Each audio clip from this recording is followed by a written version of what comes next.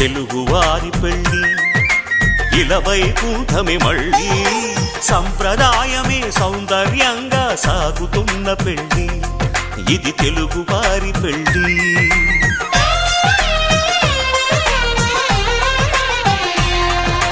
తెలుగువారి పెళ్ళి ఇలవైకుంఠమే మళ్ళీ సంప్రదాయమే సౌందర్యంగా సాగుతున్న పెళ్ళి ఇది తెలుగువారి పెళ్ళి ఒకరికి ఒకరని అనుకుంటే అదే నిశ్చితార్థం ఆ నిర్ణయానికి తలవంచడమే పెళ్ళి అంతరార్థం శతమానం భవతి అంటుంది శ్రావణ మాసం శ్రావణ మాసం శ్రావణ మాసం తెలుగువారి పెళ్ళి